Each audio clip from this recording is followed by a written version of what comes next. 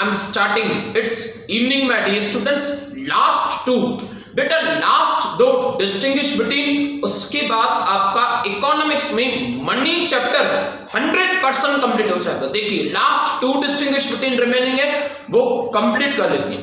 Third one distinguish between, third one standard coins, the word standard quality, the word standard यानी high quality, जो costly हो gold coins, जो costly हो silver coins, उन्हें कहा जाता है स्टैंडर्ड कॉइन्स, जिनकी कंटेंट गोल्ड कॉइन की वैल्यू 10,000 रुपया, इसका मतलब उसमें गोल्ड का कंटेंट भी 10,000 versus token coins, token coins 1 rupee coin, 2 rupee coins, 5 रुपी, 10 रुपी, ऐसे कॉइन्स जो डेली बेसिस पे ऐसा मनी करके यूज किया जाए उसे कहा जाता है टोकन कॉइन्स, जो थोड़ी चीप मटेरियल से बनती हो, कॉपर, एल्यूमिनियम, निकल लिखा हुआ। स्टार्ट करो बेटा। स्टैंडर्ड कॉइन्स जो क्वालिटी, जिनकी क्वालिटी बहुत महंगी हो, content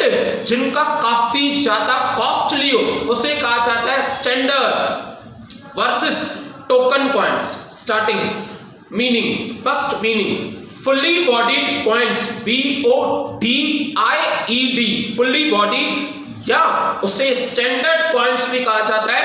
fully bodied coins are the those coins whose face value is equal to the intrinsic value, the word intrinsic, वो मटेरियल बेटा, वो कंटेंट जो बनाया गया है, देखो गोल्ड कॉइन गोल्ड से बनाया गया है, गोल्ड कॉइन की फेस वैल्यू 10,000 रुपए, यानी आपको गोल्ड का कॉइन एग्जांपल मिनिमम 10,000 का मिलेगा। इट मींस कि 10,000 का कॉइन तो है, उसमें 10,000 रुपए का गोल्ड भी है, और जो कंटेंट होता है ना जिससे वो कॉइन बनता है उसे कहते हैं intrinsic value.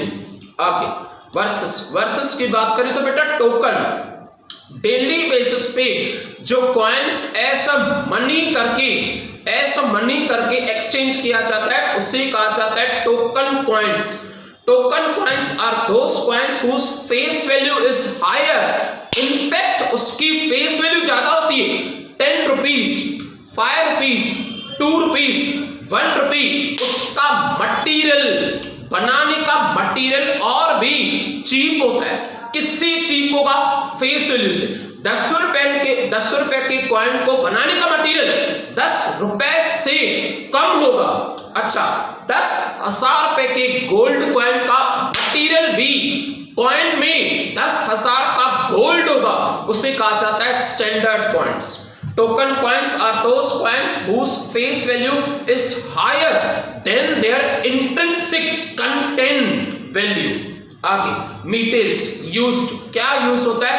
Fully bodied coins were made out of, कैसे बनते हैं वो और क्या यूज्ड है, उसमें क्या यूज होता है? Metals used, fully bodied coins या standard coins are made out of standard metals like gold and silver. वो प्योर गोल्ड के बनाए जाते हैं या तो सिल्वर की। वहां पे मेटल्स यूज्ड, टोकन कॉइन्स को बनाने के लिए क्या यूज किया जाता है? Token coins are made out of the cheaper metals like aluminium, nickel etcetera. उसमें चीप क्वालिटी के, सस्ते वाले क्वालिटी के aluminium, nickel etcetera content use किया जाता है। नेक्स्ट की बात करें बेटा, आपका लास्ट डिस्टिंग्विश 2 पॉइंट्स लिखी हुई है। आप चाहो तो उसे एक्सटेंड करके बना सकते हो। आपके इंट्रोडक्शन में से, आपके आंसर में से आप 2 पॉइंट्स में से हेडिंग देके 3 पॉइंट्स बना सकते हो, 4 पॉइंट्स बना सकते हो इजी लैंग्वेज में।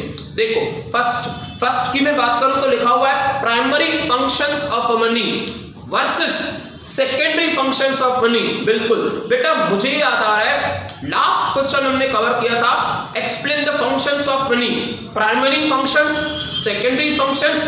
लास्ट आपने वीडियो देखा है, लास्ट अगर जरूरत पड़ी तो कॉन्टीजेंट फंक्शंस, कॉन्टीजेंट यहां पे नहीं पूछा गया है, प्राइमरी वर्सेस सेकेंडरी का पूछा गया। देखो meaning the functions of money that are fundamental, सबके लिए, for every person, the functions of the money that are fundamental and comparatively more important, उसका वजूद है। मैं ये वर्ड यूज कर रहा हूं, पैसों को अगर एक्सेप्ट नहीं करोगे तो पैसे सर्कुलेट ही नहीं होंगे।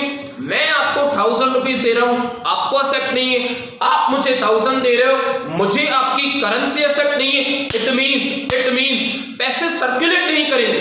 अगर आप पैसे एक्सेप्ट कर रहे हो, प्राइमरी फंक्शंस में सबसे पहले फर्स्ट पॉइंट थी जर्नल एक्सेप्टेबिलिटी। आप पैसे एक्सेप्ट कर रहे हो यानी उसका वो वजूद है, लिखा हुआ है, देखो the functions of the money that are fundamental and comparatively more important are called as primary functions of money versus the function of money that are additional, कुछ एक्स्ट्रा, कुछ कम इंपॉर्टेंट पर उसके बाद में, जैसे मुझे याद आ रहा है on the basis of credit, उधारी के तौर पे भी पैसे काम करेंगे तो वो बात की बात है, कॉन्टीजेंट में वो बात की बात है, सेकेंडरी में the functions of the money that are additional, fundamental functions are called as secondary, बाद वाले फंक्शंस। एग्जाम्पल की बात करें तो देखो एग्जाम्पल लिखा हुआ है, मैं रीड कर रहा हूं उसे, क्या कह रहे हैं, कौन से एग्जाम्पल्स, मीडियम ऑफ एक्सचेंज, सही बात है, मीडियम ऑफ एक्सचेंज यानी लेन देन के काम आएगा। आप गुड्स परचेज करो और पैसे दो, that is the medium of exchange. Medium of exchange and measure value इन्होंने नहीं लिखा है, आप लिख सकते हो। फर्स्ट पॉइंट जर्नल एक्सेप्टेबिलिटी, यानी एग्जांपल्स में आप लिख सकते हो general acceptability, medium of exchange. Third measure value, आप किसी भी चीज को मेजर कर सकते हो। पेन 100 रुपए की, 100 कहां से है, that is the measurement value, measure of value और unit of account, primary functions of money. ये सारी बातें प्राइमरी फंक्शंस में आती है।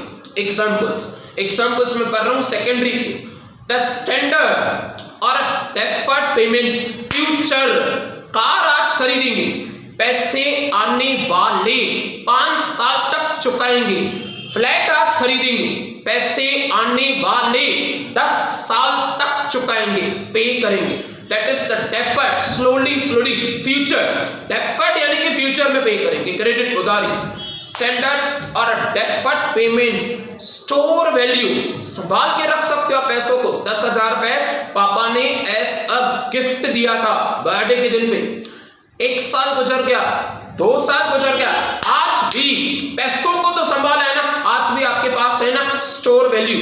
ट्रांसफर ऑफ वैल्यू, आपका फ्रेंड होने वाला चाह रहा है, उसे पैसे चाहिए, शॉपिंग करनी उसे, transfer value, 1 person to then other person, 1 country to then other country, ऐसे ट्रांसफर भी हो सकती।